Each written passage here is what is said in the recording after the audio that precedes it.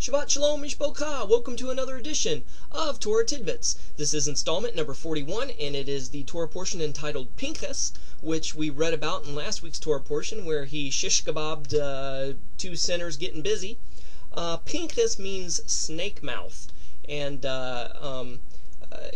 maybe you don't want to name your son that, but it talks about how Pinchas was very quick to react, just like a snake strikes. So that's how Pinchas got his name, basically. The Torah portion is Bamidbar, Numbers, chapter 25, verse 10, all the way to chapter 30, verse 1. I want to focus on chapter 27 and read the first 11 verses about the laws of inheritance. Then the daughters of Zelophehad, the son of Hepher, the son of Gilead, the son of Machir, the son of Manasseh, of the family of Manasseh, the son of Joseph, came near, and these are the names of the daughters: Milhah, Nohah, and Hoglah, and Milcah, and Tidzirah. Now, this Zelophehad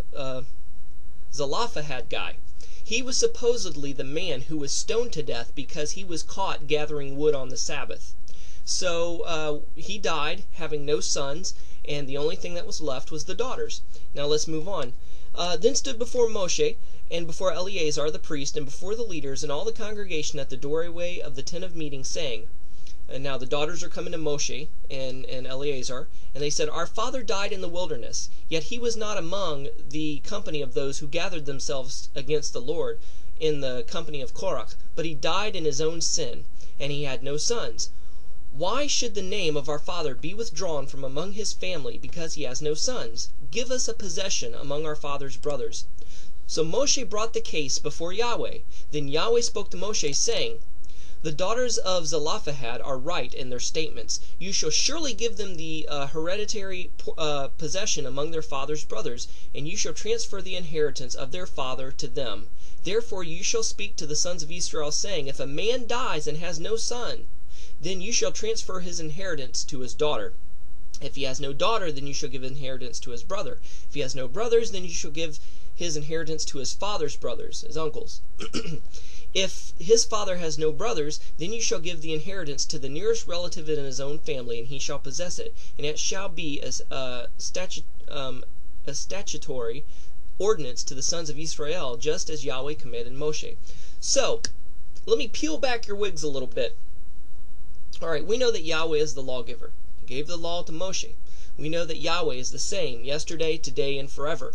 Having said that, is it possible that God can change his mind or be influenced to make special accommodations by the entreaty of one person? Absolutely. We just read about it. These sisters were able to change the mind of God, so to speak. I know in the technical sense it's not changing his mind, but God made special allowances. You have these Christians all the time are saying, that the law is bondage, that there's no grace, no mercy in the law, that it's, the letter kills, the law kills, yada, yada, yada, yada, yada. But you know what? There is more grace in the Tanakh than there ever is in the Brit Chadasha.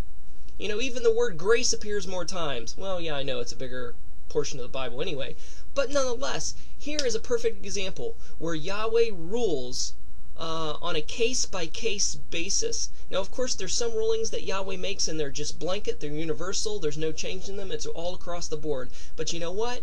There's sometimes special situations that come up that don't really fit the rule, the normal way of the way things work out. And this is such one of these cases. And here these daughters of Zelophehad came and were able to change the mind of God. And I just think it's awesome, which means that when he's dealing with us, he deals with us on a case-by-case basis as well. I have people all the time that are wanting to walk in the Torah, walk in the footsteps of Yeshua our Messiah by walking and following the Torah. And, the 613 commandments intimidate them. I put their mind at ease a little bit, and basically say, look, not all 613 apply to one person. Some are for men, some are for women, some are for kings of Israel, some are for agricultural laborers in Israel, some are only for priests in the temple, which don't exist at this time, etc., etc. And they're just so they're so eager to want to follow the Torah and live as Yeshua did, but they're intimidated by the commandments. And you know what? Yahweh understands. He takes things on a case-by-case basis. In the book of Acts, where the Messianic Sanhedrin, if you will, come together and discuss all these Gentiles coming in to the faith, they're like, look, they will hear the Torah from one Shabbat to the next. In other words, we just want them to keep 4 starter laws. 4 laws, just so they can come into our fellowship, and so that we can eat together and not become contaminated or unclean by something maybe they have done. Abstain from things strangled, abstain from sexual immorality, abstain from blood, things like this. There were 4 starter laws that were given to the Gentiles. The rest of the 613 commandments, they were going to learn one Shabbat to the next. I didn't become Torah observant overnight. It took little by little, bit by bit, one mitzvot at a time, one commandment at a time. Now, I'm living a Torah observant life, and it's just like breathing. It's just second nature to me. I don't even think about it anymore. And I just tell people, start out with just observing the Sabbath. Take it from there, and then each year maybe add a high holy day, or maybe add 2 if you're brave enough, if you think you can do it, or maybe just put a mezuzah on your door. That's fulfilling a commandment. That's an easy commandment, a one-time commandment, very easy to fulfill. And to just slowly build as you learn and as you get more knowledgeable. Slowly start acquiring more mitzvot to your repertoire, so to speak, and you'll become Torah observant. So if you screw up during those times, God takes you on a case-by-case basis. He understands where you're at. He understands where you're coming from. People come to me all the time saying, oh no, I have to work on the Sabbath. Is God mad at me? Is he going to strike me down? Am I sinning?